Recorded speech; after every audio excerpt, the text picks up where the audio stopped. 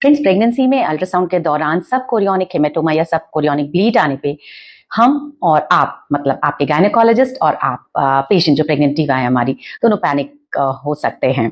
तो क्या है ये सब कोरियोनिक ब्लीड, सब कोरियोनिक हेमेटोमा? क्या ये वाकई डेंजरस है? इसका रीजन क्या है? क्या हम इसको प्रिवेंट कर सकते हैं? और अगर ये हो जाए तो इसको ट्रीट कैसे करें? तो सारी बातें करते हैं, जैसे बाकी वीडियोस में कहते हैं कि तह तक जाते हैं, तो आज हम सब कोरियोनिक ब्लीड की तह तक जाएंगे। तो सबसे पहले बात करते हैं क्या है ये।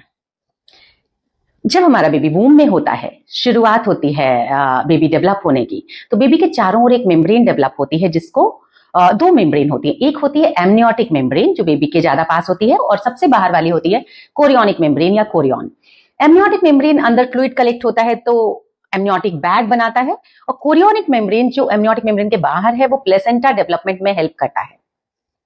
तो जब यूट्रस और कोरियन के बीच में, कोरियोनिक मेम्ब्रेन के बीच में ब्लीड हो जाती है, देखिए नाम क्या है, सब कोरियोनिक ब्लीड, मतलब सब मतलब नीचे, तो कोरियन के नीचे ब्लीड हो जाती है तो उसको सब कोरियोनिक ब्लीड कहते हैं। तो क्या ये डेंजरस है? किस तरह से? अगर हमारा सब कोरियोनिक ब्लीड, बेबी को अगर आप एक प्रेगनेंसी को पूरा बॉलनुमा लेते हैं, सोचते हैं, तो 1/3 से कम अगर है ये ब्लीड सरकमफेरेंस में, तो ये यूजुअली रिजॉल्व हो जाती है और किसी भी तरह का डेंजरस यूजुअली नहीं करती। बट ये ज्यादा है, 1/3 से ज्यादा एरिया कवर किया हुआ है, तो ये कभी कभी मिसकैरेज करा सकती है, समय से पहले बर्थ हो सकती है, या बच्चे की ग्रोथ को भी हैम्पर कर सकती है। बट आपको पैनिक नहीं होना है। मे बी आपके किसी नोन में सब कोरियोनिक ब्लीड अल्ट्रासाउंड पे आई होगी, जिसकी वजह से आप ये वीडियो देख रहे हैं। तो सबसे पहली शर्त है कि आपको पैनिक नहीं होना चाहिए। ये वीडियो हम आपको इन्फॉर्मेशन देने के लिए बना रहे हैं, जिससे आप हेल्प ले सको कि कैसे कोई भी इश्यू प्रेगनेंसी में आ रहा है तो उसको कैसे, उसके बारे में जानकर उसको कैसे रिजॉल्व करें। कारण जानेंगे तो निवारण कर सकेंगे।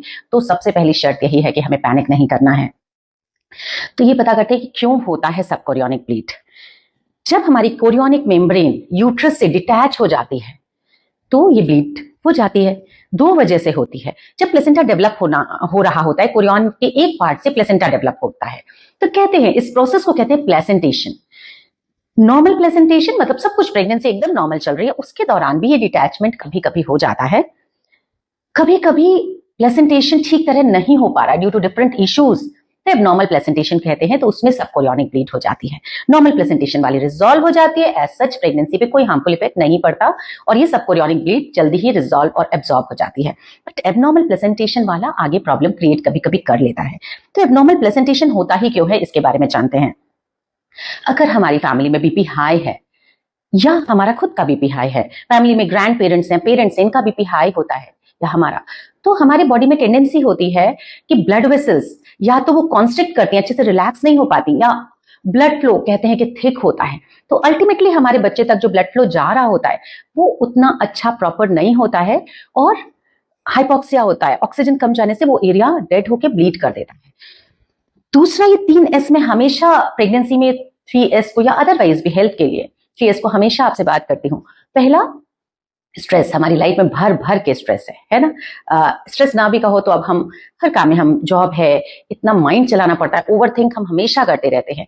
तो इस तरह से, एंड अगर हमारा स्क्रीन टाइम बहुत ज्यादा है, हम वाईफाई के कनेक्शन में लगातार रहते हैं, रेडिएशन एक्सपोजर काफी ज्यादा है, एंड स्लीप हमारी डिस्टर्ब है, बहुत डीप स्लीप नहीं आ पाती, या हमारा सोने में लेट हो जाता है, इन सब वजह से हमारे अंदर जो नर्वस सिस्टम का एक पार्ट है, ऑटोनॉमस नर्वस सिस्टम, उसका सिंपैथेटिक सिस्टम ओवर एक्टिव हो जाता है। इस पे कभी डिटेल में जरूर बात करेंगे, जिससे आप समझ सकें कि आखिर हमारी बॉडी में किस तरह से इन 3S का इफेक्ट पड़ता है।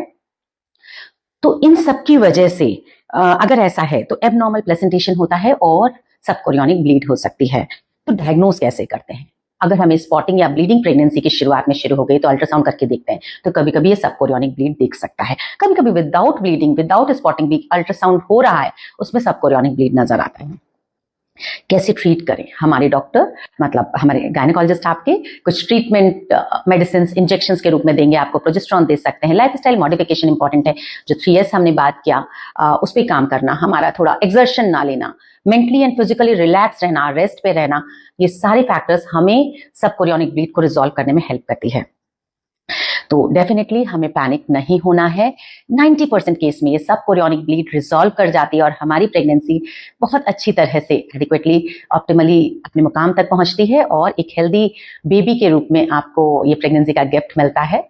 तो बिल्कुल लाइफस्टाइल मॉडिफाई करें, मेडिसिन पे काम करें, सब कुछ बेहतर होगा, अच्छा होगा। Thank you.